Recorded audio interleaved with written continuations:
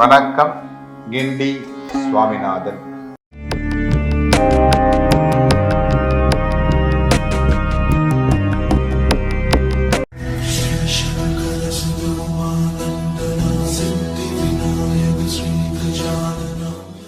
இறைவனை எளிதில் அடைய வேண்டும். எப்படி அடையலாம்? ஒரு புதியதாக ஒரு குரு இடத்தில் ஒரு சிஷ்யன் சேருகிறார். ஒரு சிறிது காலம் அந்த குருவினிடத்திலே பயின்று வருகிறார். ஒரு நாள் அந்த குரு அந்த சிறிய சீடனிடத்திலே கேட்கிறார், சீடனே, நீ எதை நோக்கி பயணம் செய்து கொண்டிருக்கிறாய்?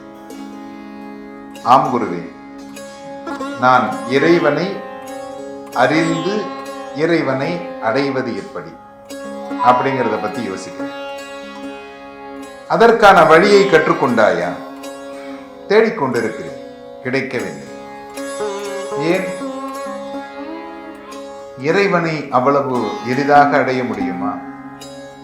தாங்கள் தான் அதற்கு உபதேசிக்க வேண்டும். ஏன் இறைவனை அவ்வளவு எளிதாக அடைய முடியாதா? இறைவனை எப்படி எளிதாக அடைய முடியும்? ஏன் இறைவனை அடைய வேண்டும் என்று நினைக்கிறாய்? நம்முடைய பிறப்பிற்கு பலன் கிடைக்கும். இறைவன் நம்மை வந்து பார்ப்பது போல் செய்ய முடியாதா? குரு கேட்கிறார். சிஷ்யனுக்கு ஆச்சரியம். அது எப்படி குருவே முடியும்? அது எப்படி முடியும்? கண்டிப்பாக முடியாது. ஏன்னா இறைவனை பார்ப்பதற்காகவும் இறைவனிடத்திலே சரணாகதி அடைவதற்காகவும் குருவே உங்களை சரணாகதி அடைந்து உங்கள் குரு மூலம் நான் இறைவனை பார்க்க வேண்டும், இறைவனிடத்திலே சரணாகதி அடைய வேண்டும் என்று நினைக்கிறேன். நீங்கள் இறைவனே என்னை வந்து பார்ப்பதற்கு வழிகாட்டுகிறேன் என்று சொல்லுகிறீர்கள். அது எப்படி முடியும் என்று எனக்கு தெரியவில்லை. தாங்களே இதை உபதேசித்தீர்களே, ஆனால் கண்டிப்பாக எனக்கு ஒரு சிறந்த ஆலோசனையாக இருக்கும். என்ன எல்லாரும் என்ன நினைக்கிறோம் அப்படின்னா, நாம இறைவனிடத்திலே அன்பு செலுத்த வேண்டும், இறைவன் நமக்கு அருள வேண்டும். ஆனால் நான் என்ன செய்து கொண்டிருக்கிறேன், எப்படி இருக்கிறேன் என்பதை யாரும் தெரிந்து கொள்வதில்லை. என்னுடைய பழக்க வழக்கங்களை நான் மாற்றிக்கொள்ளுவது கிடையாது. ஆனால் இறைவன் எனக்கு அருள வேண்டும் என்கின்ற எண்ணம் மட்டும் நம்மிடத்தில் இருக்கிறது. நம்முடைய செயல்கள் தான் இறைவன் நமக்கு அருளுவது, அருளாமல் இருப்பதும் நடக்கும். நாம் நல்லவனாக வாழ வேண்டும் அப்படின்னாதான் ஒரு நல்லவன் நமக்கு நண்பனாக கிடைப்பான். பஞ்சமா பாதகத்தில் செய்யக்கூடிய பாதக செயல்களை நான் செய்கின்ற பொழுது கண்டிப்பாக எனக்கு நல்ல நண்பர்கள் கிடைக்க மாட்டார்கள். அந்த மாதிரி பூவோடு சேர்ந்து நாரும் மணக்கும் அப்படிங்கிற மாதிரி இந்த குரு அந்த சிஷியனை வழி நடத்துவது எப்படி அப்படின்னு அந்த சிஷியன் கேட்கிறான். அதற்கு குரு சொல்லுகிறார், ஒரு அரசனை நீ சென்று பார்க்க வேண்டும். அவன் பராக்கிரமம் பொருந்திய ஒரு அரசர், சக்கரவர்த்தி. அந்த அரசரை பார்க்க வேண்டும் என்றால் கண்டிப்பாக பல தடைகளை கடந்துதான் நீ செல்ல வேண்டும். உங்க ஊரில் இருக்கிற ஜமீன்தாரிடத்திலே பர்மிஷன் பெற்று, அந்த ஊரை விட்டு சென்று மாவட்டத்திற்கு சென்று, இப்படி நகரத்திற்கு சென்று நகரத்தில் இருக்கக்கூடியவர்களுடைய அனுமதி பெற்று நீ போய் பார்க்கணும் அப்படின்னா அது ரொம்ப சிரமமான ஒரு விஷயம். எதற்காக பார்க்க போகிறாய் என்கின்ற கேள்வி அங்கே இல்லையா?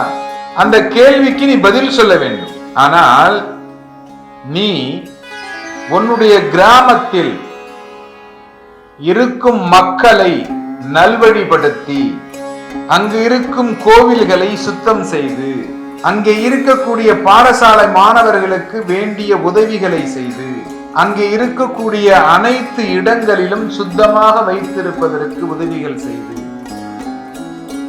அந்த கிராமத்தில் ஒரு சிறந்த மனிதனாக அந்த கிராமத்தினுடைய வாழ்வாதாரத்திற்கு இந்த மனிதனத்திலே சென்று கேட்டால் உடனே கொடுத்து விடுவார். எங்களுடைய கிராமத்தின் ஒரு முதன்மையானவர் அப்படின்னு சொல்லுகின்ற பொழுது அது அந்த ஊரிலே இருக்கக்கூடிய முக்கியஸ்தருக்கு தெரியப்படும். அப்படி தெரிகின்ற பொழுது உடனே அவர், எங்க கிராமத்தில் ஒருவர் இருக்கிறார், மிகுந்த நல்லவர், எல்லோருக்கும் உதவி செய்யக்கூடியவர், மருத்துவ உதவியாகட்டும், அன்னதானமாகட்டும், பாடசாலைகளில் படிக்கும் மாணவர்களாகட்டும், அந்தணர்களுக்கு அனைவருக்கும் உதவி செய்து கொண்டிருக்கிறார். எல்லா வேலைகளையும், பொது வேலைகளை ஈடுபட்டு செய்து அந்த மக்கள் இன்புற்றிருக்க பாடுபட்டு கொண்டிருக்கிறார். அப்படிப்பட்ட ஒரு மனிதர் எங்களுடைய கிராமத்தில் இருப்பது எங்களுக்கு மிகுந்த சந்தோஷம் அப்படின்னு அங்க இருக்கிற அந்த ஜமீன்தார் அந்த சொல்லுவாங்க.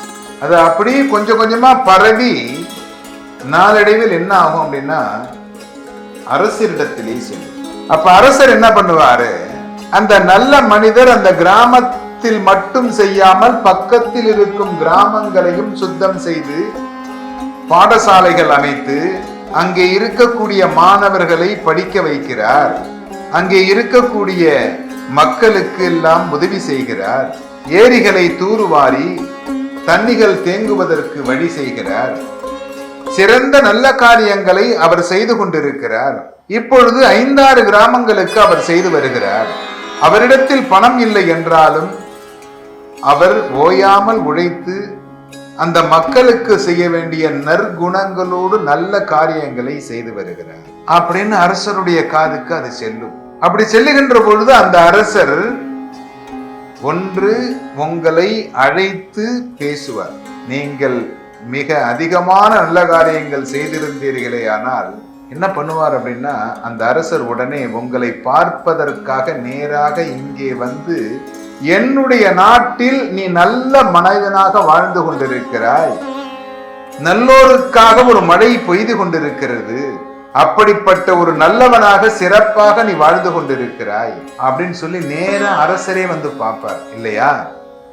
அது மாதிரி நீ நல்லவனாக வாழ்ந்து விட்டால், தர்மத்தை மீறாமல் வாழ்ந்து விட்டால், உன்னுடைய தாய் தந்தையரை கடவுளாக நினைத்து வாழ்ந்து விட்டால், உன்னுடைய மனைவி மக்களை நல்ல விதமாக தர்மமான முறையில் வளர்த்து விட்டால், மகனை மகளை வளர்க்கின்ற பொழுது தர்மமான முறையில் வளர்த்து விட்டால், இதையெல்லாம் நீ சரியாக செய்து விட்டாலே இறைவன் உன்னை தேடி வந்து பார்ப்பான். இறைவன் உன்னை பார்ப்பதற்காகவே வருவான். இதுதான் கர்ணனுடைய கதை. கடைசி நேரத்தில் கர்ணனிடத்திலே சென்று கிருஷ்ண பரமாத்மா, நீ செய்த தான தர்மங்களை எல்லாம் எனக்கு கொடுத்து விடு என்று கூறுகிறார் அல்லவா? அதுபோல் நீ தான தர்மங்களை எல்லாம் செய்து தர்மமான முறையில் வாழ்ந்து வந்தால் இறைவன் உன்னை தேடி வருவான். ஏனென்றால் நாம் எப்பொழுது நல்லவனாக இருக்கிறோமோ அன்றைய தினமே இறைவன் உங்களை தேடி வருவார். தர்மத்தை மீறாமல் நாம் வாழ்ந்து இறைவனுடைய பாதத்தில் சரணாகதி அடைவதற்கு முயற்சிப்போமாக.